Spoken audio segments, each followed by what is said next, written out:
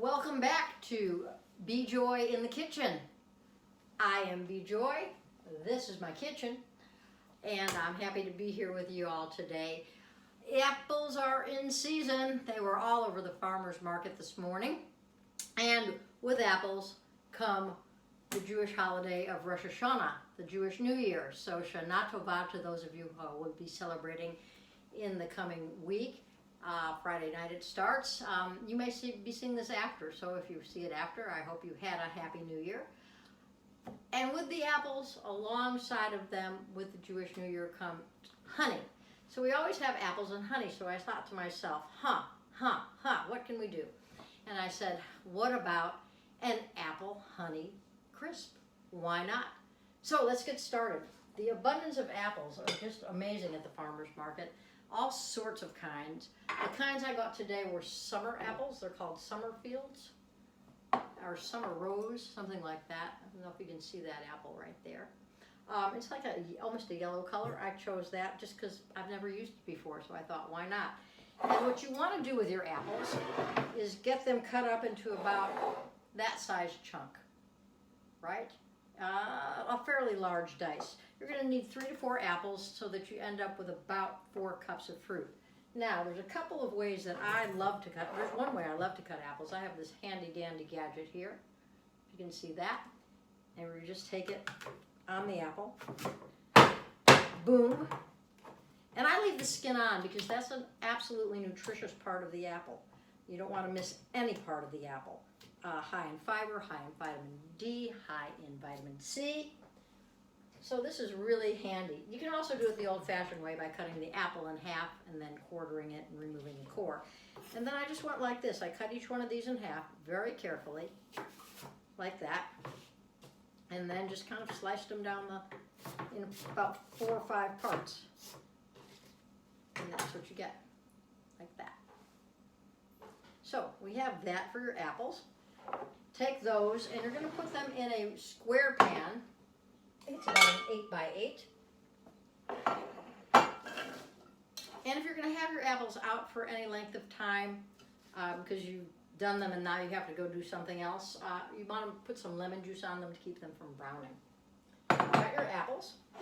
To the apples, we're going to add.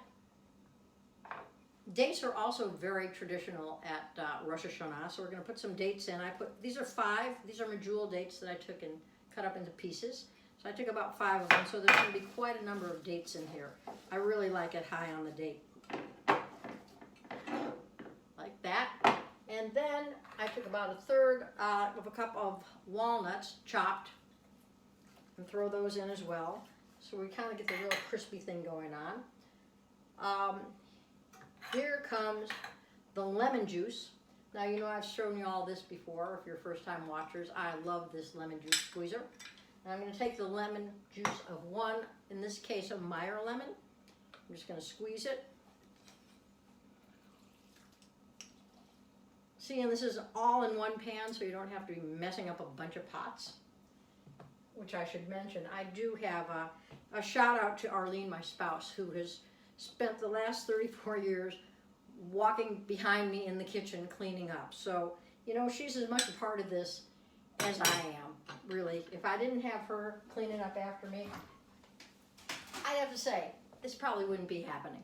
So anyway, shout out to Arlene for being such a great, I'm the cook, she's the bottle washer. How about if we say that? So you're looking at it like this. Then here comes the honey. I've got 2 tablespoons of local honey. And this is my favorite measuring device, this little silicone cup. It's great for liquid measuring. Great for the liquid measuring. I'm just going to use my hand here to get the rest of this out. But honey generally comes out pretty well with this. And if you've got another instrument that you're using for honey, sometimes a little bit of oil, not olive oil, but something more like canola or sunflower oil is really best for putting in, because you don't want it to be flavorful, so you want to put that inside your receptacle for honey, and that helps the honey just ease right out of there. Alrighty, and then we're going to go ahead and stir this whole thing up. And feel free, like I do, to use your hands I'm trying to be dainty with a spoon here, but really hands work just as well. And this is going into the heat, so you know, don't have to worry about all those germs. You can put gloves on if you like, but I know we're all very conscious of passing things to each other these days. So there we have it. There is your apple crisp right there. But that's not the end of it, because you need the crispy top. So crispy top comes from a half a cup of rolled oats in a bowl. And I say rolled oats raw. Do not get the rolled oats that are quick cooking, because quick cooking will cause almost a paste to occur. And it gets really messy and really icky. So just plain old-fashioned rolled oats. And to that, we're going to put in 2 tablespoons of, I use Earth's Balance. I use a non-dairy butter replacement. I like Earth's Balance. There's a number of them out there. And then we're going to put in a little bit more. I'm just going to take a drizzle of honey into that, just a drizzle. Stir that around.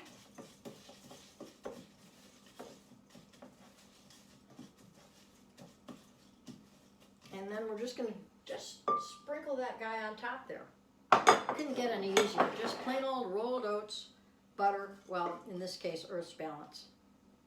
And then we're going to just sprinkle that on the top. You can make, if you like a heavy coating on your top, you could take more. You could probably use 3/4 to a cup of oats. I kind of like it on the light side. And there we have that. And then what we're going to do, because it's for the holiday and it is apples and honey time, we're going to take one more drizzle of honey across the top, like this. And it's a lot less messy than apples and honey. You know, dipping the apples in the honey at the table and it kind of gets all over the place. It's yummy, but this way you're just going to have a nice scoop of it in a nice bowl. Maybe put some non-dairy ice cream on top of it, non-dairy whipped topping on top of it, where you'd use something like a coconut milk topping. Anyway, you've got that. And then let us not forget the cinnamon. We're going to take that and sprinkle that on the top. Again, it's up to you. Do you like a heavy cinnamon, a light cinnamon? And folks, that's what we have. And you're going to put this in the 350 oven. So for about, I'd say around 40 minutes. Hello there, B-Joy in the kitchen, back after 40 minutes with the apple crisp in the oven. Here it is, all beautifully browned, like that, ready for serving. So we're going to take a little bit of the apple crisp and dish it out into the bowl here. And for a little extra touch, see how nice that came out? Yummy, I already had a bite, must confess. We want to just take a little bit of homemade cashew-based oat milk ice cream to top that off, and which is actually sweetened with, this one was sweetened with honey, matter of fact. So here we do have the perfect Rosh Hashanah or perfect anytime dessert. So I hope that you get a chance to make this, and maybe we'll do the ice cream at another time coming up soon. And other than that, have a happy new year, Shana Tova, a happy week, a happy, healthy, safe week, and be joyful in your kitchen this week. Till next time.